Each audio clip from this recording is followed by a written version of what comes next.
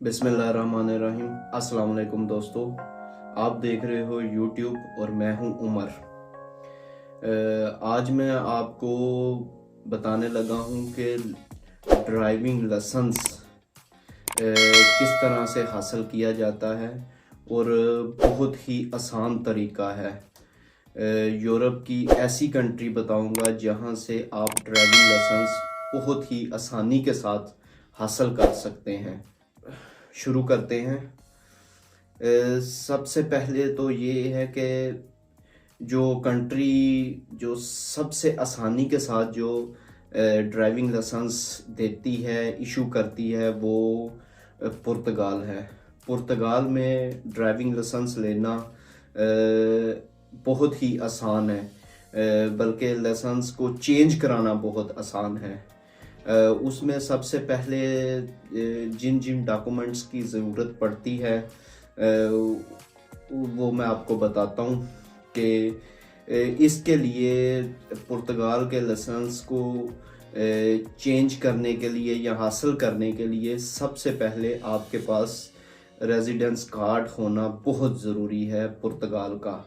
क्योंकि कई जगह पे मैंने सुना भी है और कई मुझे मैसेज भी मिलते हैं कि भाईजान रेजिडेंस कार्ड के बगैर भी क्या हम लोग लाइसेंस हासिल कर सकते हैं। तो ऐसा बिल्कुल भी नहीं है, कहीं पे भी नहीं है। क्योंकि आप अगर ड्राइविंग लाइसेंस के वेबसाइट के ऊपर आप जब विज़िट करते हैं तो उधर उन्होंने क्लियरली मेंशन किया हुआ है कि आपका पास रेजिडेंस कार्ड होना चाहिए और बगैर रेजिडेंस कार्ड के आप लाइसेंस चेंज नहीं करवा सकते।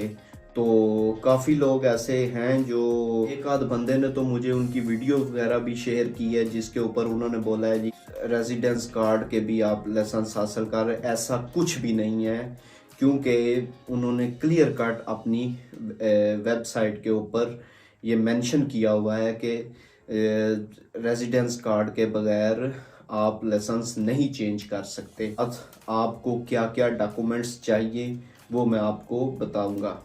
सबसे पहले तो आपको रेजिडेंस कार्ड चाहिए। उसके बाद आपको उसके साथ आप जिस कंट्री से बिलोंग करते हैं तो वो उस कंट्री का लाइसेंस चाहिए, ड्राइविंग लाइसेंस चाहिए। और वो लाइसेंस कम से कम 2 साल पुराना होना चाहिए, ताकि क्योंकि उनकी कुछ रिक्वायरमेंट है, उसके मुताबिक कम से कम 2 साल पुराना लाइसेंस होना चाहिए। तो एक और बात मैं इधर इजाफा कर दूं कि ये जो हमारी कंट्री है, जो पाकिस्तान है, वो वियना कन्वेंशन का हिस्सा है। जो कंट्री इसमें आती है वो आसानी के साथ पुर्तगाल में अपना लाइसेंस चेंज कर सकते हैं। वियना कन्वेंशन के थोड़ा सा मैं आपको डिटेल देना चाहता हूं ताकि आपको क्लियर हो जाए बात। जो वियना कन्वेंशन है वो वियना में हुआ था, 1968 में हुआ था वियना कन्वेंशन। वो रोड एंड ट्रैफिक कन्वेंशन था असल में। तो उसमें रूल एंड रेगुलेशन बनाए गए थे रोड के मुतलका, जो पूरी वर्ल्ड में चलते हैं। तो वो कन्वेंशन हुआ था 1968 में। तो उसके बाद जब ये इसको फंक्शनल किया गया तो वो 21 मई 1977 को इसको फंक्शनल किया गया। तकरीबन उसके कोई 7-8 साल के बाद, तकरीबन 9 साल बनते हैं, 9 साल के बाद। तो उसके बाद जब फंक्शनल हुआ और उसके बाद फिर पाकिस्तान इसमें शामिल हुआ था 1986 में। तो उस वक़्त से लेके आज तक इस कन्वेंशन का हिस्सा है पाकिस्तान। तो ये बात बताने का मकसद ये था कि जो आप फॉर्म फिल करेंगे और जो मेंशन होगा, आप उनकी वेबसाइट पे जाएंगे तो उसके ऊपर उन्होंने क्लियर लिखा हुआ है कि जो भी वियना कन्वेंशन का हिस्सा है वो कंट्री अपने लाइसेंस को चेंज कर सकते हैं। तो पाकिस्तान उसका हिस्सा है, तो इसलिए पाकिस्तानी लाइसेंस चेंज कर सकते हैं। इंडियंस भी हैं, बांग्लादेश के भी हैं और नेपाल अपना लाइसेंस चेंज कर सकते हैं। तो अब आते हैं लाइसेंस चेंज करने के तरीके पे। लाइसेंस चेंज करने का जो तरीका है वो ये है कि आपके पास सबसे पहले रेजिडेंस कार्ड हो। रेजिडेंस कार्ड के तकरीबन 200 दिन के बाद ही आप उसको अप्लाई कर सकते हैं, लाइसेंस को चेंज कर सकते हैं। कम से कम 200 डेज़ के बाद वो तकरीबन बनते हैं 6 माह के बाद आप जो सा है उसको अप्लाई कर सकते हैं, लाइसेंस चेंज कर सकते हैं। सबसे पहले तो आपको रेजिडेंस कार्ड चाहिए, उसके बाद ओरिजिनल ड्राइविंग लाइसेंस चाहिए जो जिस भी कंट्री से आप हैं, जिस भी कंट्री से। उसके बाद थर्ड नंबर पे आपको एनओसी चाहिए, लाइसेंस का, ड्राइविंग लाइसेंस का एनओसी चाहिए। और उसके बाद आपको एक मेडिकल सर्टिफिकेट चाहिए जो आपको पुर्तगाल से ही बनवाना पड़ेगा। मेडिकल सर्टिफिकेट जो सा है वो बनवाने का बहुत आसान तरीका है। अगर आप खुद ही किसी हॉस्पिटल में चले जाएं तो आप उधर जाके अपना सर्टिफिकेट बनवा सकते हैं। तकरीबन 5 से 7 यूरो फीस लगती है, बनवा सकते हैं। उसके बाद आपको अगर आप वहाँ से नहीं बनवाना चाहते तो किसी भी ड्राइविंग स्कूल में चले जाएं, वो आपको एक फॉर्म देंगे, वो आप फॉर्म फिल करेंगे। उसके बाद आपको वो डॉक्टर का एड्रेस देंगे, आप डॉक्टर के पास जाएंगे और वो भी उसका फॉर्म का और डॉक्टर की चेकअप फीस सारा कुछ मिला के वो तकरीबन 30 यूरो तक उस पर खर्चा आ जाता है। और इसके बाद आप